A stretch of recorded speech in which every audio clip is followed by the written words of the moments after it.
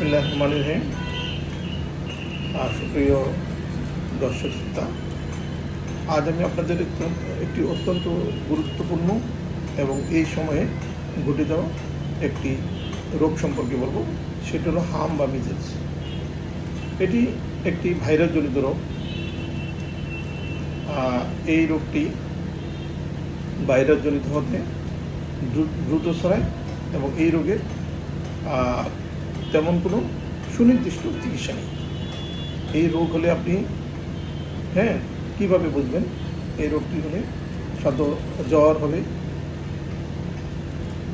শরীর ব্যথা হবে, চুলকানি হতে পারে, এরপরে খাবার অরুচি হবে, এরপরে এ থেকে আরও অনেক জটিলতা সৃষ্টি হতে পারে।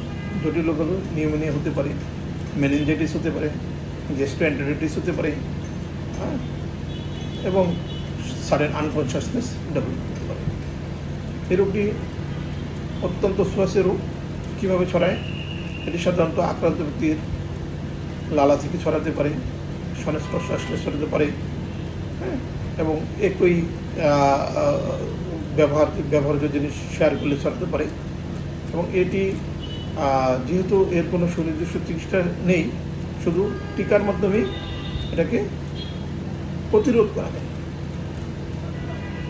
তো এই ভাইরাসজনিত রোগটি যখনই আপনার বাচ্চার বা আপনার পরিবারের কারো হবে, তখন আপনারা তাকে জাস্ট সাপোর্টিভ চিকিৎসা দেবেন বা তাকে সিমটোমেটিক চিকিৎসা দিতে হবে। কী করতে হবে?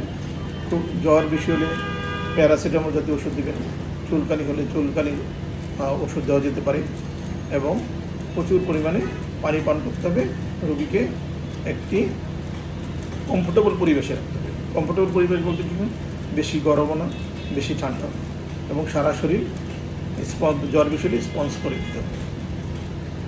সাথে যেটা করতে হবে, এই রোগীকে অন্য যে সুস্থ বাচ্চাদের কাছে আইসোলেশন করতে হবে।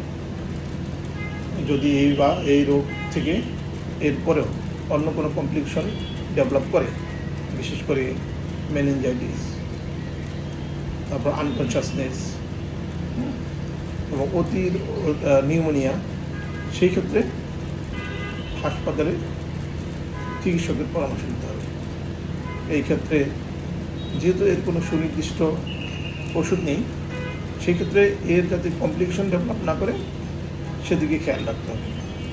আর যদি কমপ্লিকেশন ডেভেলপ করা হয়, সেক্ষেত্রে সেই উপসর্গ অনুসারে বিভিন্ন ওষুধ, অ্যান্টিবায়োটিক, অন্যান্য ওষুধপত্র ব্যবহার করা যেতে পারে। তো সবচেয়ে বড় কথা যেটা, এখন আপনাদের সাবধান হতে হবে, সাবধান থাকতে হবে এবং আক্রান্তদের কাছ থেকে বাচ্চাকে দূরে রাখতে হবে। এবং যারা এখনও টিকা নেন নেই বা টিকা নিতে পারেননি, তাদেরকে দ্রুত টিকা নেওয়ার ব্যবস্থা করতে হবে।